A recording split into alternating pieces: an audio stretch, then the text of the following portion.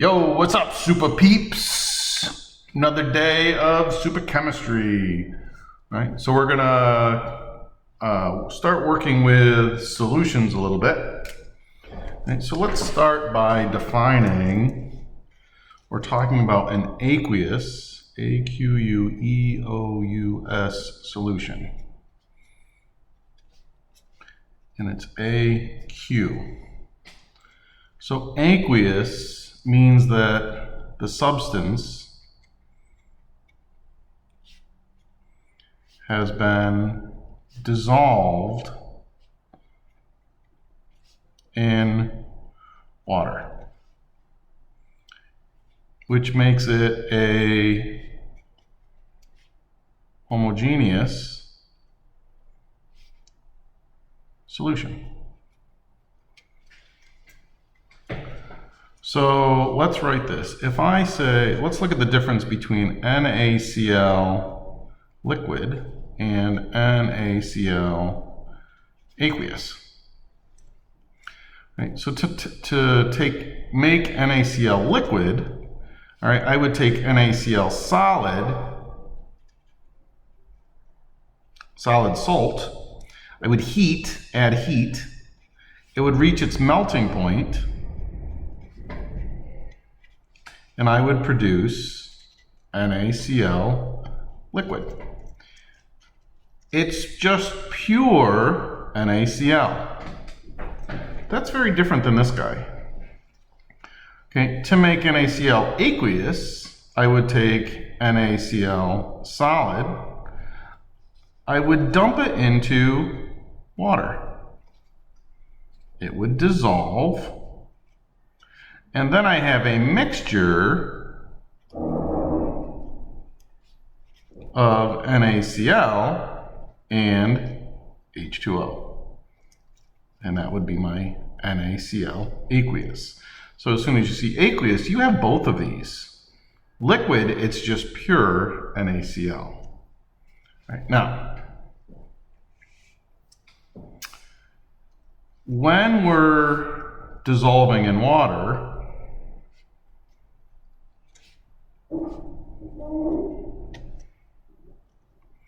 the water is the solvent.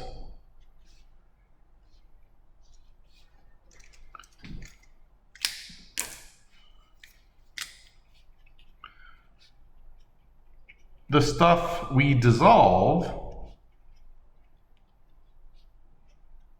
is called the solute.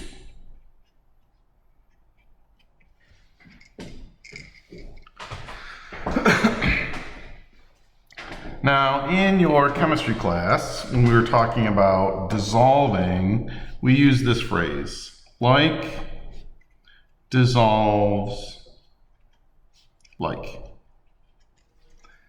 And this is generally true, but it's not completely true. So what this is saying is polar solvents only dissolve polar solutes. And nonpolar solvents dissolve nonpolar solutes.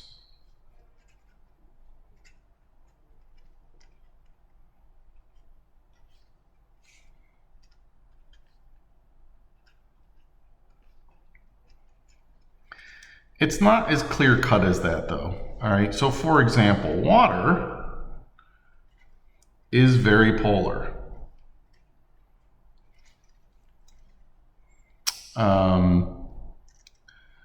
CO2 is nonpolar.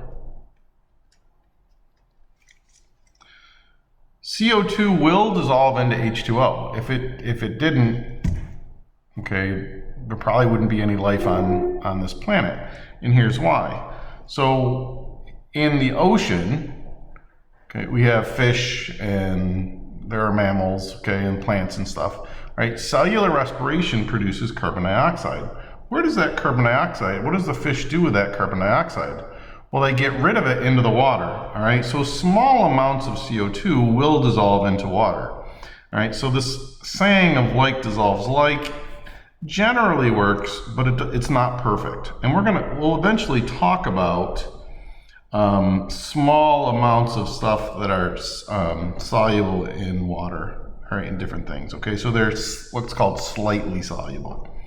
Now, we're going to talk about ionics.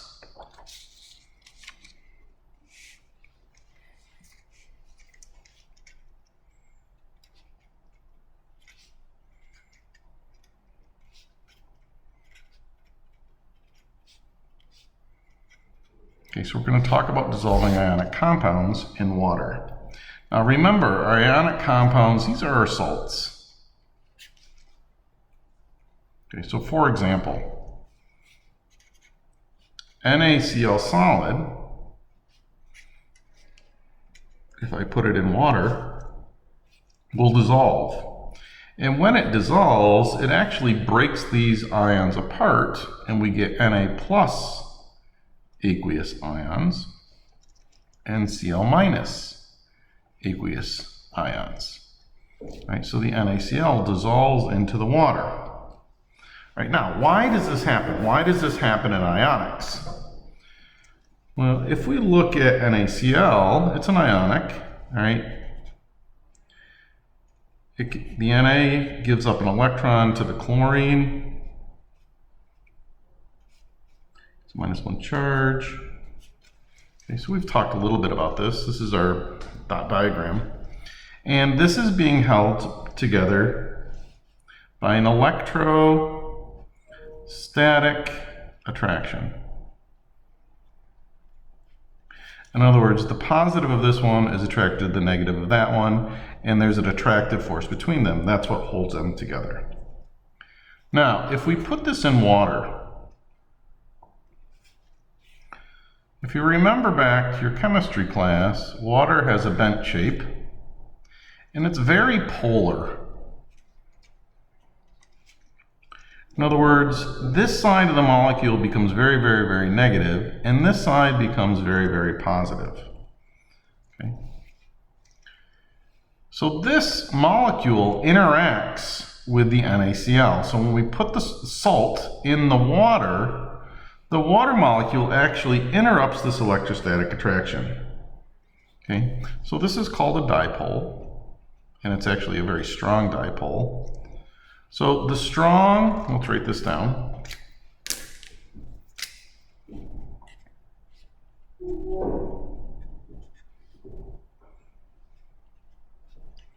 Dipole of water interrupts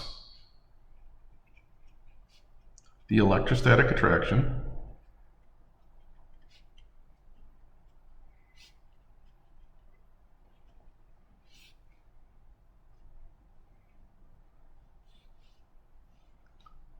and the water molecules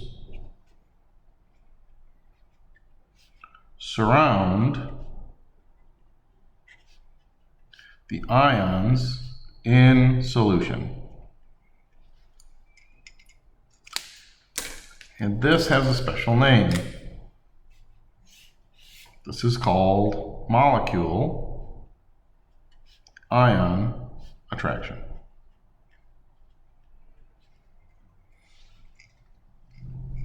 So what does it look like? All right, so we put this NaCl in water, and this water molecule interrupts these, this electrostatic attractive force, this attractive force or the ionic force between these, right? And then the water molecules surround these. So in solution, when we look at a solution of salt water, we have Na plus ones, and there are water molecules surrounding it, but they surround it in a very specific way. The oxygen sides are in.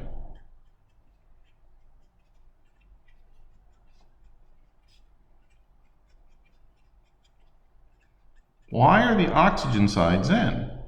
Well, the reason the oxygen sides are in is because the oxygen side is negative, right? And it's attracted to this positive side. So when we look around the cation, the oxygen sides are in. Well, what does it look like around the anion? Well, the anion has a negative charge, so around the anion, the hydrogen sides are in.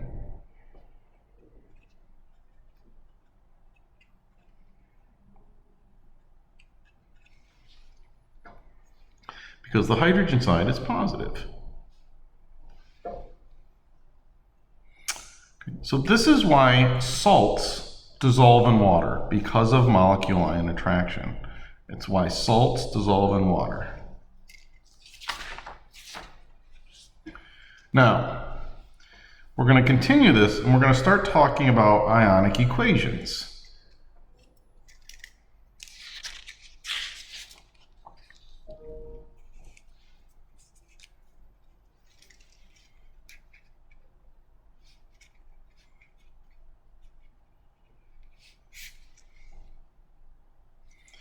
And ionic equations, or reactions, are usually chemical reactions between ions in solution. So we usually do these in water. All right, so let's look at an ionic equation. So an example of an ionic equation is the one that we used before. If I take NaCl, solid, it will dissolve in water, and we get Na pluses, aqueous, and Cl minus, aqueous. Right, so this is just the dissolving of water. Now, what this does for us is it will actually speed up a reaction. Okay, and we'll talk about reaction speeds and stuff later in the year. All right, but it speeds up the reaction because the old bonds are already broken, and these can immediately form new bonds. All right, so this would be considered very soluble. Okay, very soluble. Because the NaCl will completely dissolve into the Na plus and the Cl minus.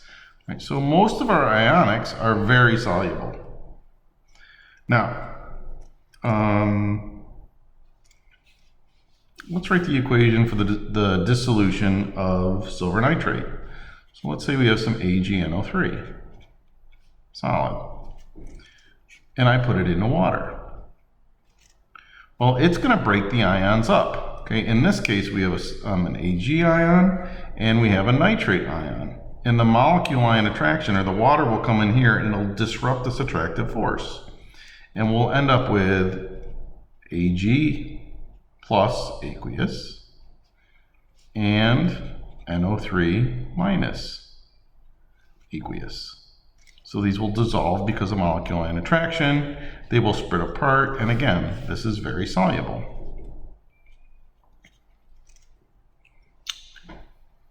Now, what if I was to take these two solutions and mix them?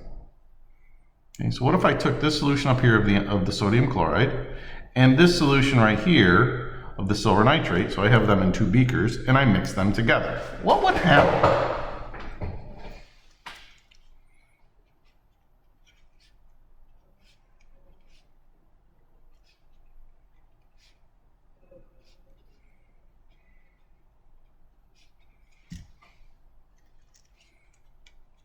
Will a reaction occur?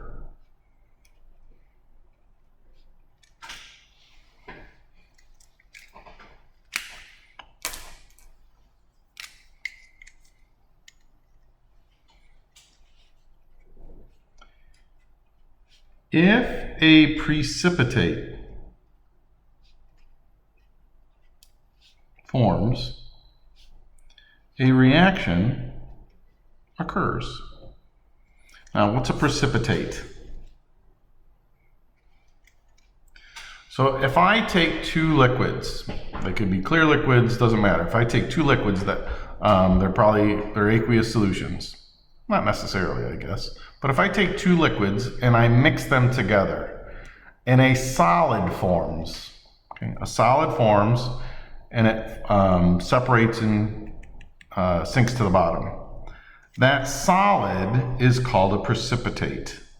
Right? And this is an example of a chemical reaction. That precipitate isn't there before, so it's a chemical reaction. So if we take two solutions and we mix them and we get that solid precipitate, that means a reaction has happened. Now the precipitate is really just an insoluble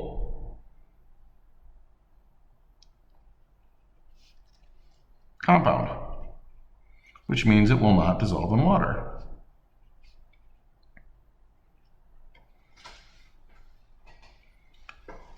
So let's look at this. So let's say that I take sodium chloride solution and silver nitrate solution.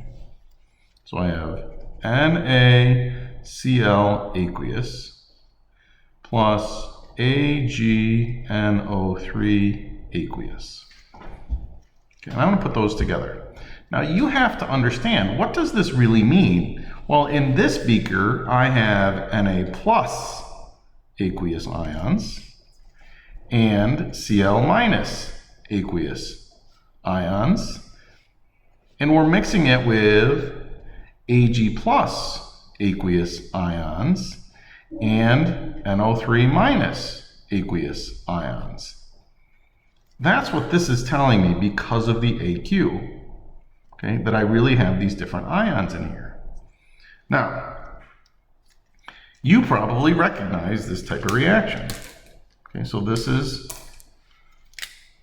double replacement.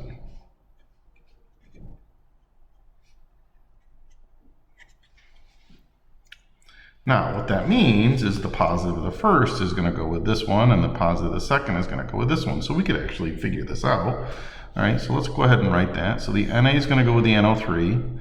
Na is plus 1, NO3 is minus 1, so we get NaNO3.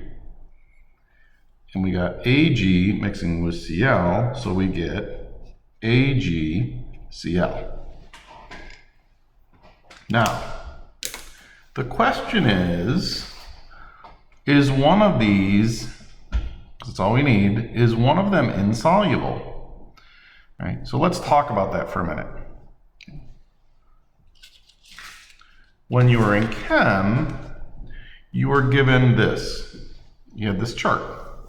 And on the left side, we have solubility, ions that form soluble compounds in water. And on this side, we had compounds that are insoluble. Right? And we use this to decide if that substance will dissolve or not dissolve to form an aqueous solution in water. Right? Well, you don't get this table. As a matter of fact, one of your assignments for tonight, for this week, is to actually write your own rules or guidelines for solubility. All right, so I gave you a list on Classroom of the ions that you need to know because you don't have this. All right, and you're going to need to know this, and we're going to use that in the stuff that we're doing today. All right, so if you just quick look through here, group 1 ions are always soluble in compounds. There aren't any exception. Ammonium and nitrate and acetates and hydrogen carbonates and chlorates and halides and sulfides, these are mostly all soluble in water, okay, when they're in ionic compounds. Carbonates and chromates and phosphates and sulfides and hydroxides are generally insoluble.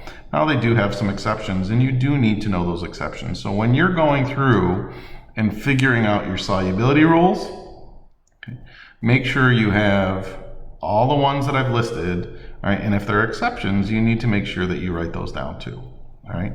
Now, I don't care how you write your solubility guidelines, just make sure that you have them nice and neat and that you can look at those, because what you're going to do is now we're going to look at this and say, hey, are either one of these insoluble in water?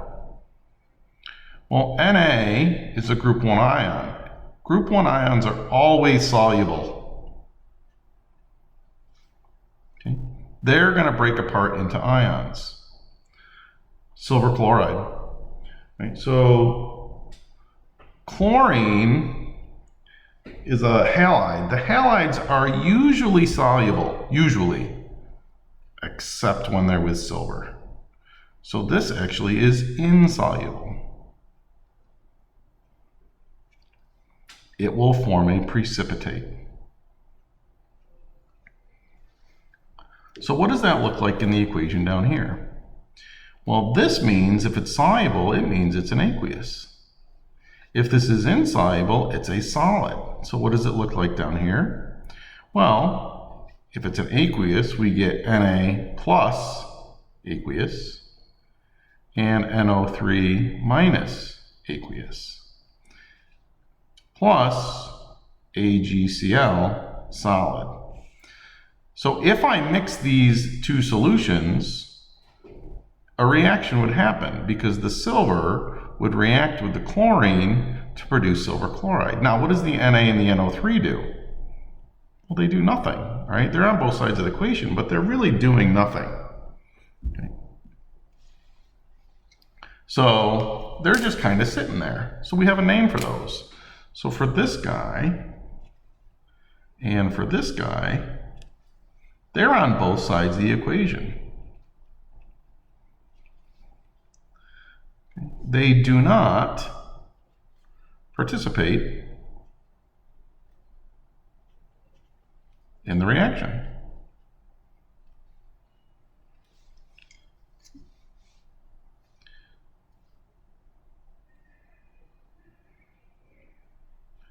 They are called spectator ions.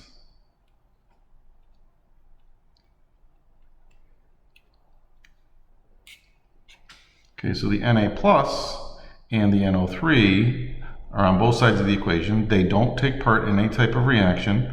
They're just sitting there hanging out, chilling, all right? And we call those spectator ions, right? Why spectator? I don't know, because they're watching the reaction happen.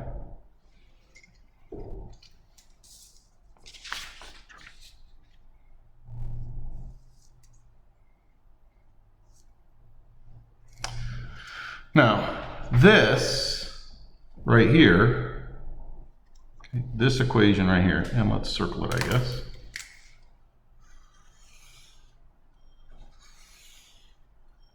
Is what's called the complete ionic equation. Okay, this is called the complete ionic equation. And what I want to do is I want to rewrite it. And let's rewrite it in the same order. So we have Na plus aqueous plus Cl minus aqueous plus Ag plus aqueous plus NO3 minus aqueous. And that formed Na plus aqueous plus NO3 minus aqueous and AgCl solid. Okay, so this is what's called my complete ionic equation. Now,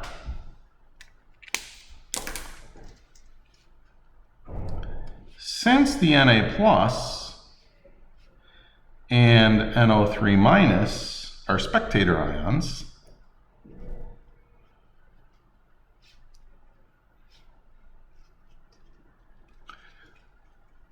they can be canceled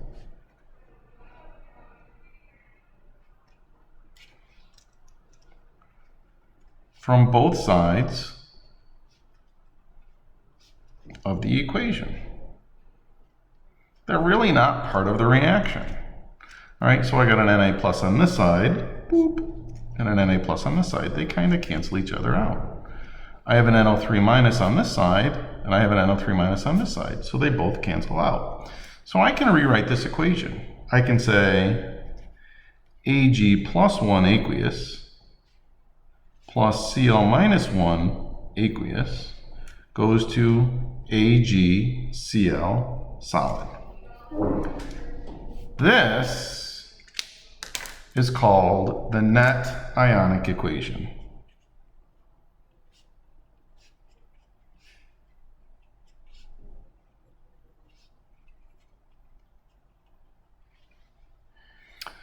This up here with everything is called the complete ionic equation.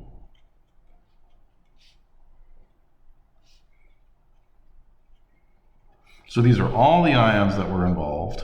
All right, but when we remove those spectator ions, this is what's called the net ionic equation.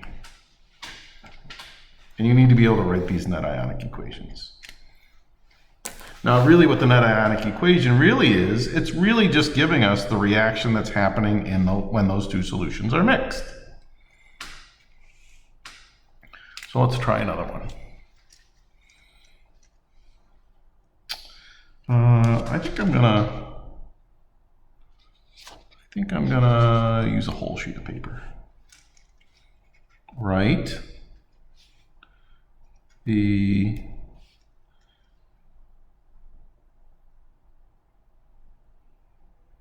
complete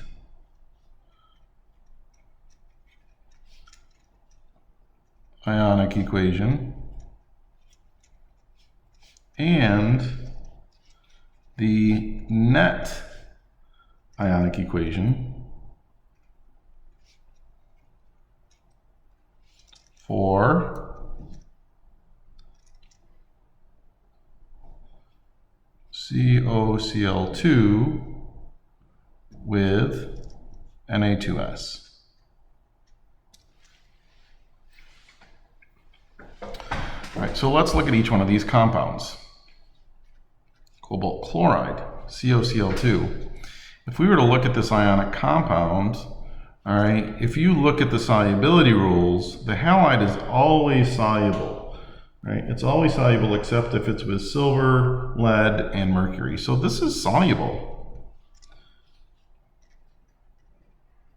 So it will break into ions and we'll have CO plus 2, okay, and we will have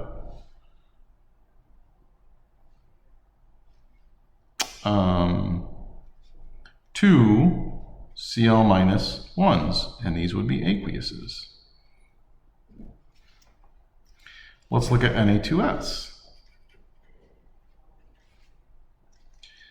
If I put that in water, okay, this is a group 1 ion, they're always soluble. There are no exceptions for that. This is going to break into ions. This ionic is going to break into ions. We'll get Na plus 1s, we'll get 2 of them actually, and we'll get an S minus 2, and these will both be aqueuses. So I have these two solutions, and we're going to mix them. All right. So let's start with this one. We take CO plus 2, aqueous, plus 2 Cl minus, aqueous,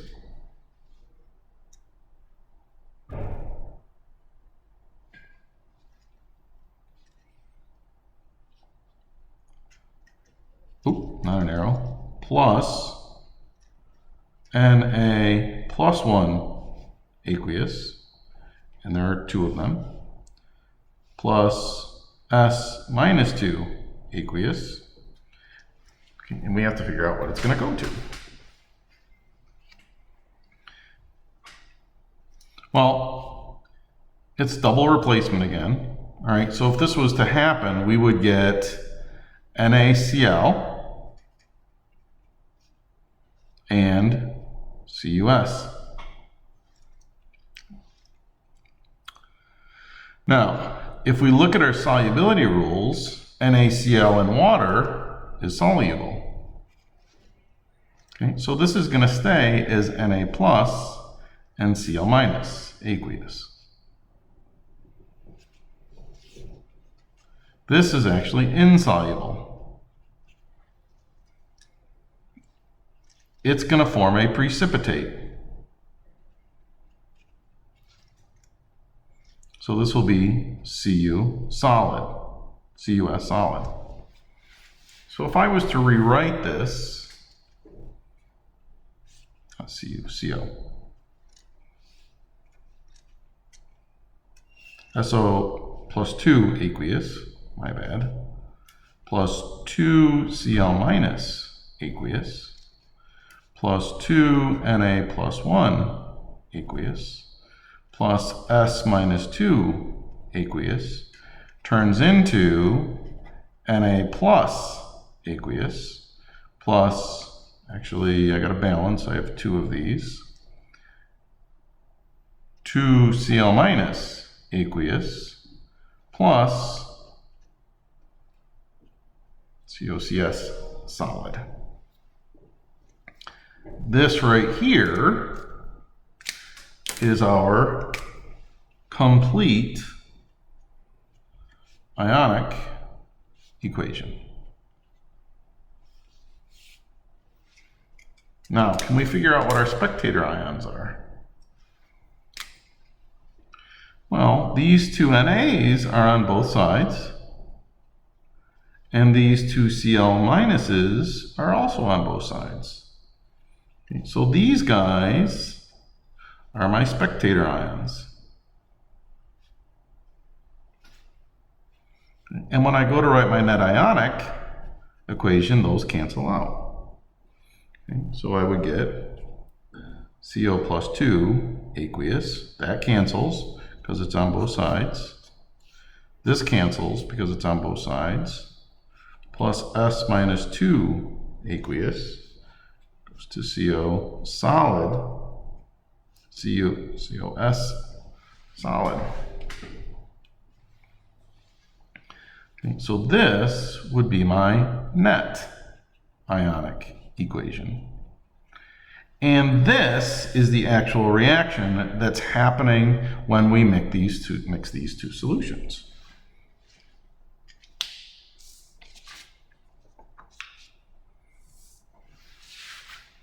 All right, let's try another one.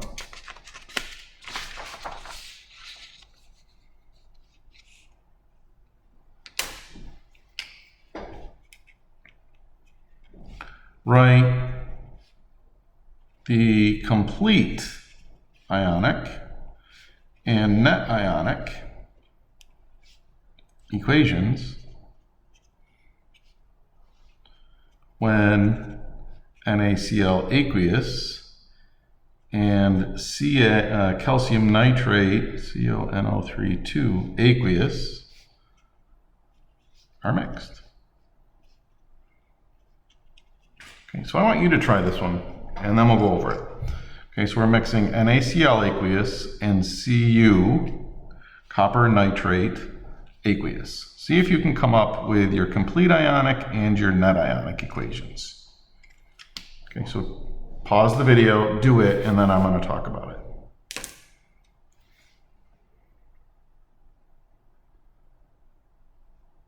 Okay, what'd you get? Did anyone have any issues? All right, well, let's look at these first. Okay, so we know that this is soluble, it's an ionic. So we know the Na is going to break up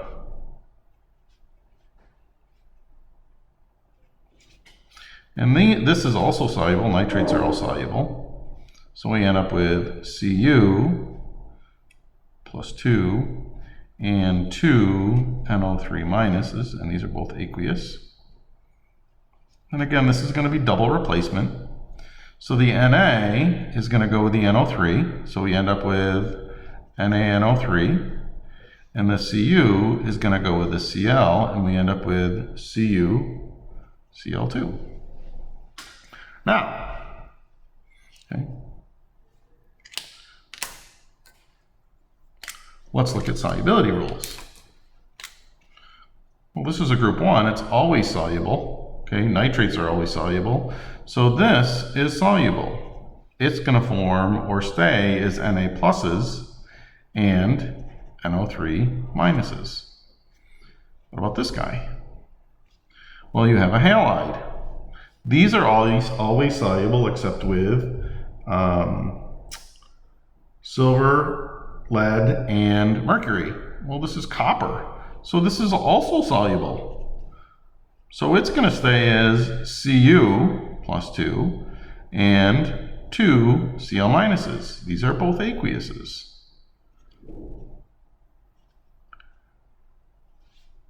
Does any reaction happen? There is no reaction. Nothing happens.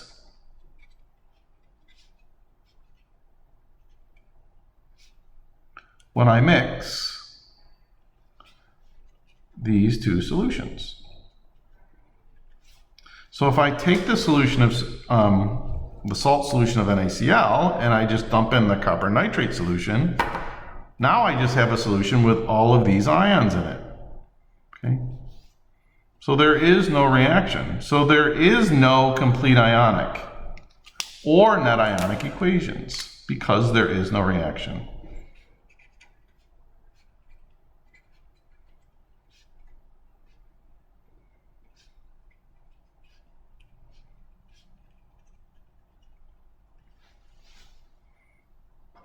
All right, good.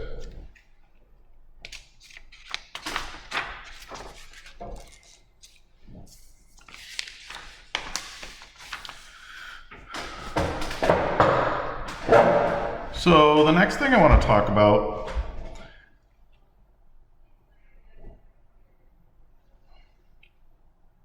is concentration. And we'll talk more about this. We'll talk more about this later in the year, but there are some things in concentration that you have to know. And we have to talk about molarity, okay, which is the concentration of a solution. It's one way to measure concentration.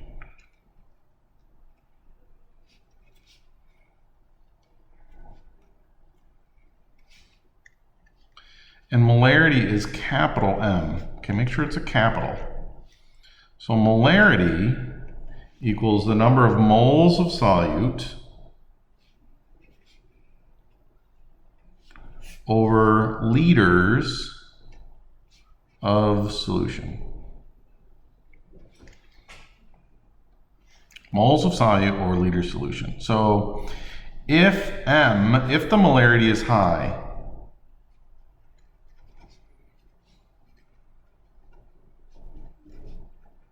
that tells you that it's very concentrated.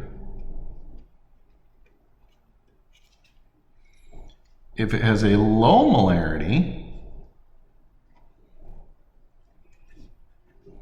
okay, it's dilute. So for example, let's say that we have 6 molar Kool-Aid and 1 molar Kool-Aid.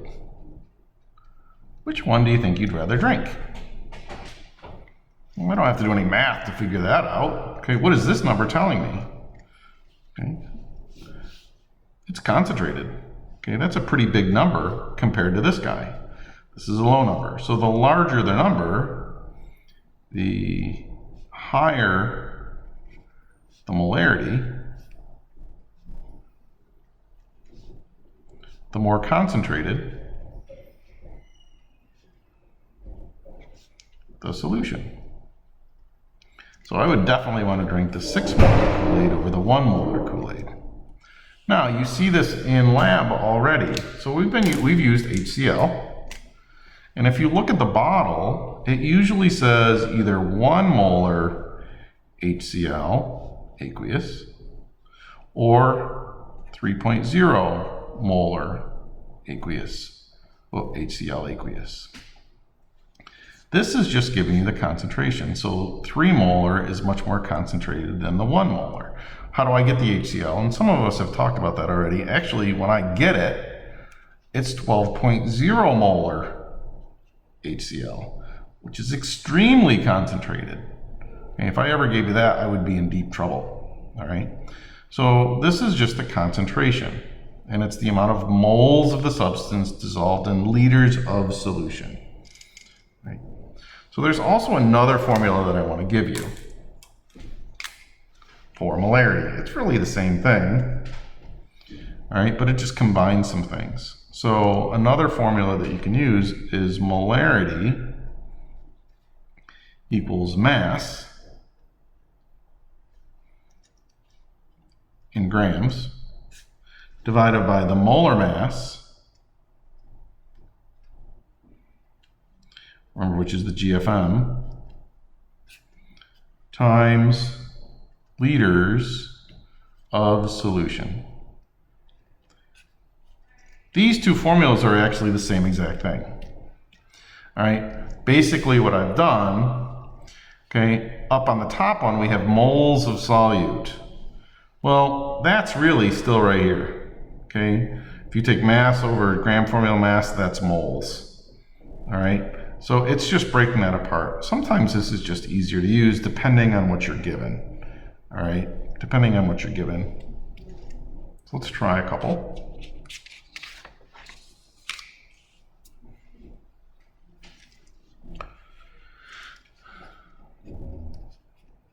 Calculate the mass of KMnO4 needed to prepare 700 milliliters of a 0.583 molar solution of KMnO4. So I want to know how much KMnO4 I need to make a solution that's 700 milliliters and has a molarity of 0.583. So how much of this do I have to put in the solution? Well, I'm going to use molarity equals mass, because that's what I want, over the molar mass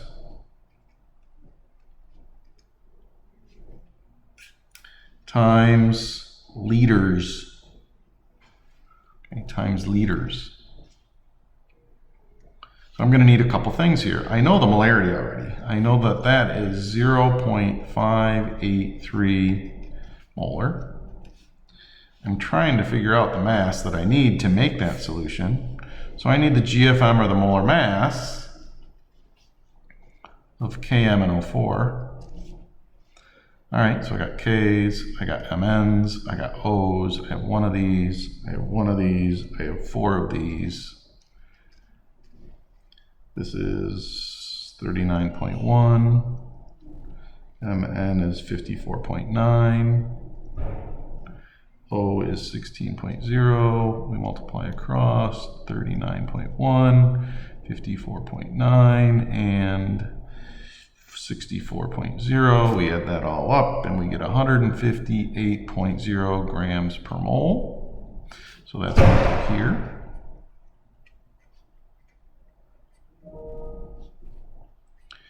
And then I need liters of solution. Well, I'm given milliliters. All right, so I have to convert that to liters. So I'm going to go 1, 2, 3 places. So this is 0.700 liters.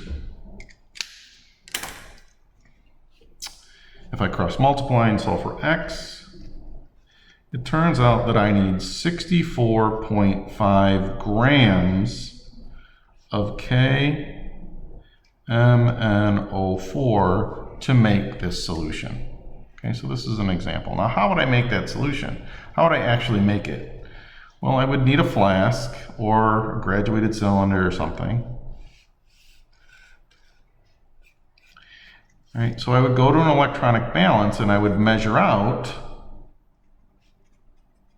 64.5 grams. And I would put that in first. Okay. Once this is in here, then I add enough water to make 700 milliliters. Okay, so you got to realize you're not adding 700 milliliters of water, right? Because you already have 64.5 grams of the KMnO4 in here. So you're adding just enough water to make a solution of 700 milliliters. So that's how you would actually make that solution. Okay, let's try another one.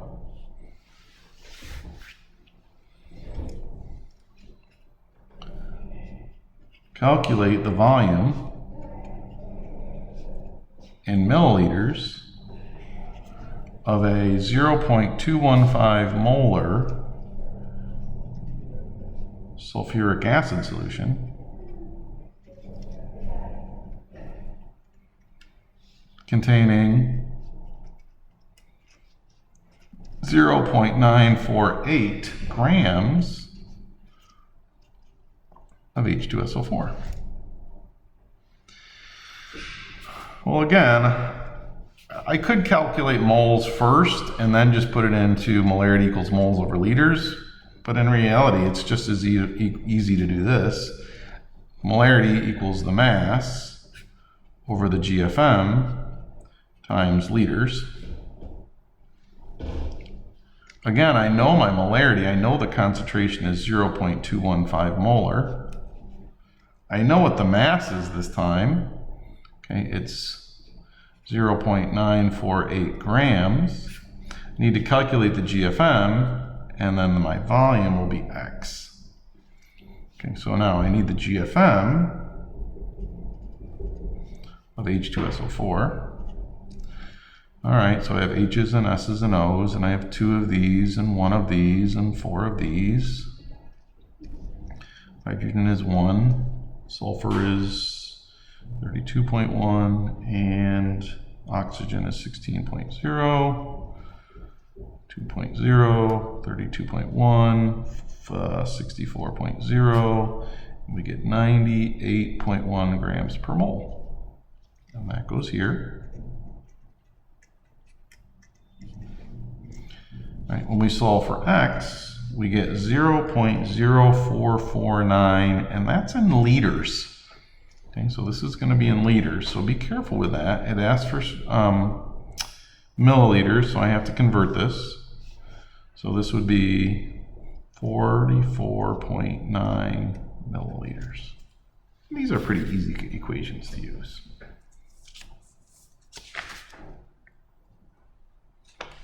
All right. So now I got to show you something else. This is the last thing that we're going to deal with today. And this is called the molarity of ionic solutions.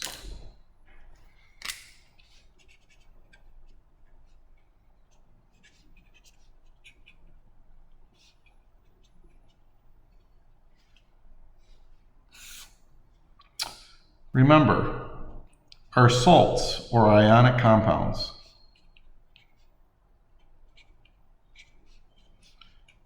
they break into ions.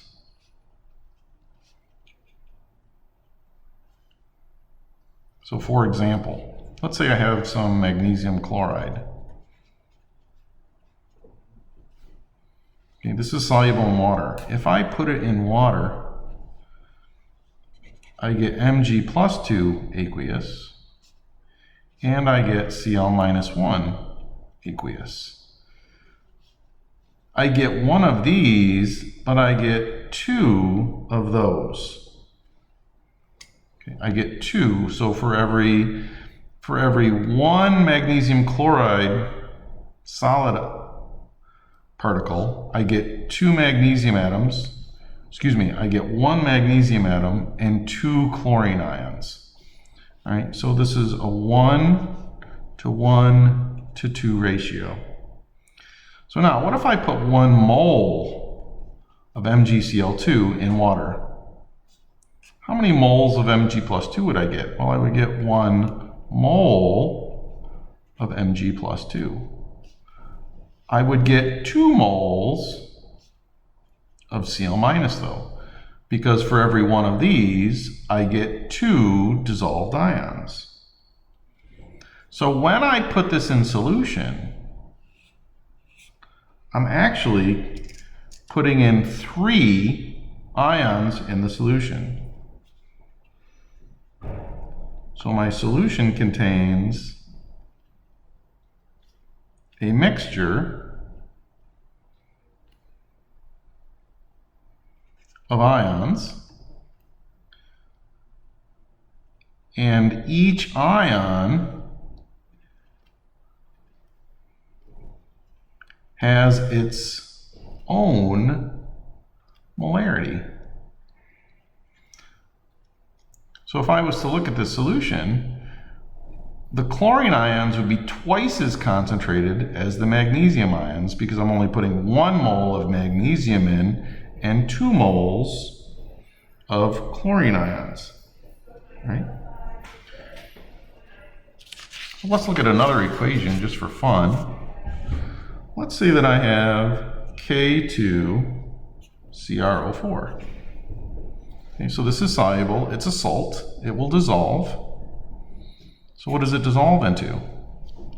We get 2 K pluses, aqueous. We get 1 CrO4 minus 1, aqueous. So for every one of these, we get 2 potassium ions and 1 chromate ion. Right? So now, if this was a 1 molar solution of K2CrO4, what would be the concentration of the K plus? Well, it would be twice as concentrated because we're getting 2 of these. So this would be 2 molar in relation to K plus. What would the concentration of this be? Well, for every 1 mole of this, we get 1 mole of this. So this would also be 1 molar in relation to CrO4 minus. Okay, so this would be twice as concentrated as this. Now you have to take that into account sometimes in your calculations.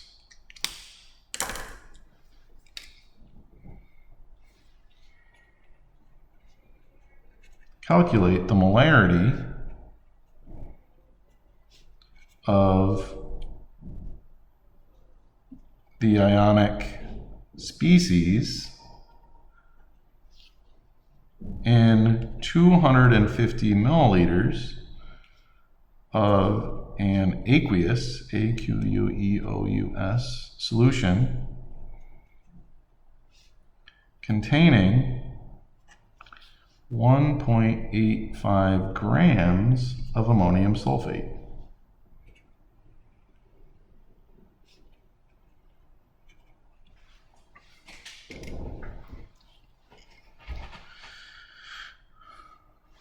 All right, so the first thing we really need is we need the formula for ammonium sulfate. So we're going to crisscross that together. So ammonium is NH4 with a +1. Sulfate is SO4 with a -2. So this comes over here, this comes over here, and we get NH4 parentheses 2 SO4. So there's our solution. This is our salt that we're putting in water.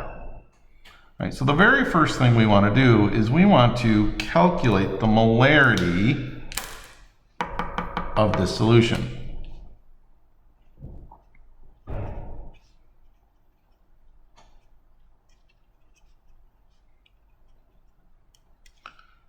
And we're going to use the formula that we used before. So our molarity of the ammonium nitrate, NH4 2SO4, is equal to the mass over the molar mass, or the gram formula mass, times the liters. Okay. So our mass is 1.85 grams. The GFM, and I'm just going to give it to you, so the GFM of this is 132.9. 132.1 grams per mole. Okay, we could calculate it. I'm assuming you know how to do that, so I'm just going to give it to you.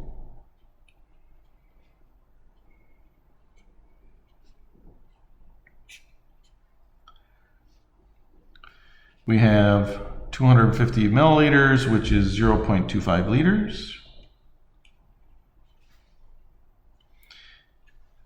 And when we come up with that, the molarity is 0.056 molar. And if I had put a decimal point there, I could have gone to another place here, and that would have given me another place there for sig figs. Okay, that's probably better. So this is the molarity of the Na42SO4. Right? But the question wants to know what the molarity or the concentration of the ions are in the solution. So if we write that ionic equation, we know that NH4 is going to split into 2 NH ammonium ions and 1 SO4 minus 2 ion.